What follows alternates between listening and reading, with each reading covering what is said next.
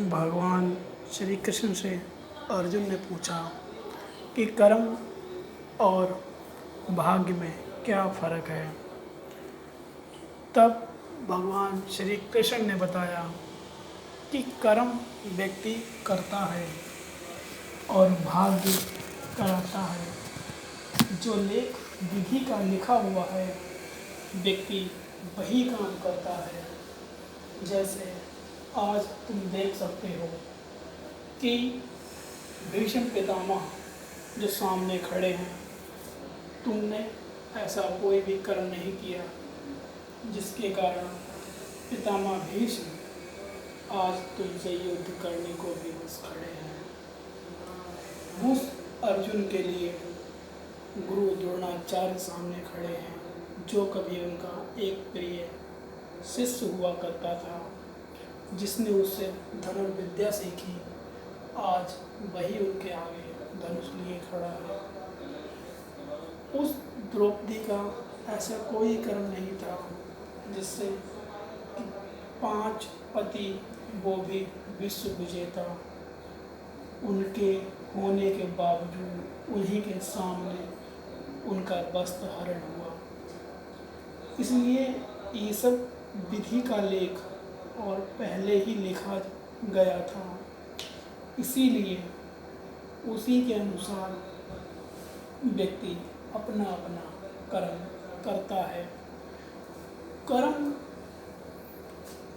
करा हुआ या भाग्य का लिखा हुआ कोई भी व्यक्ति काट नहीं सकता, चाहे वो कोई भी क्यों ना हो। जब मैं राम रूप में आया, दशरथ मेरे पिता थे, लेकिन उन्होंने श्रवण को जो बाण मारा और उनके माता पिता ने जो श्राप दिया, जिस कारण उनकी मृत्यु हुई, उन्होंने कहा कि जिस प्रकार मैं अपने पुत्र मुँह में तड़प तड़प कर मर रहा हूँ, उसी प्रकार तुम भी अपने पुत्र मुँह में तड़प तड़प कर मरोगे। लेकिन उनका एक ही पुत्र था, श्रवण, लेकिन महाराज दशरथ के 4 पुत्र थे।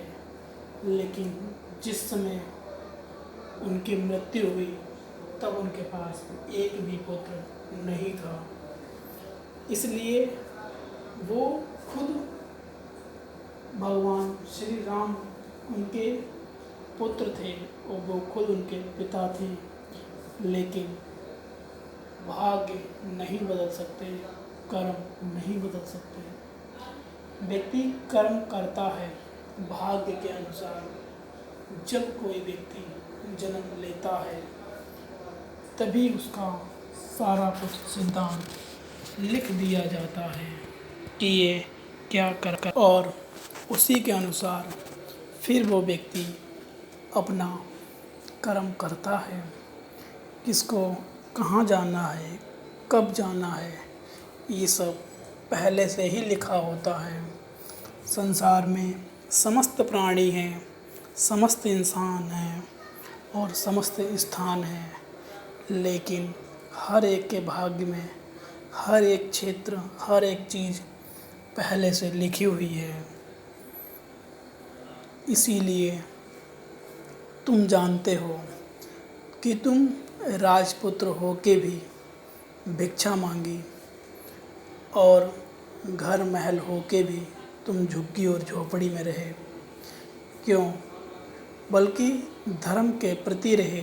कभी कोई भी ऐसा नहीं किया, लेकिन वो सब भी एक कर्म का लेख था जो पहले से लिखा हुआ था और तुमने वो सब चीज़ें देखी। तुम्हारा कोई भी ऐसा कर्म नहीं था कि तुमको भिक्षा मांगने के लिए वन में भटकना पड़े। या तुमने खुद देखा द्रौपदी ने शादी तुमसे करी, लेकिन 5 भाइयों में बट गई। क्यों? क्योंकि वो उसके भाग्य में पहले से ही महादेव के प्रदान के अनुसार लिख गया था। इसीलिए सब चीज़ें जो कर्म करोगे वो भाग्य में लिखा जाएगा और वो तुम्हें फल अपने समय अनुसार देगा।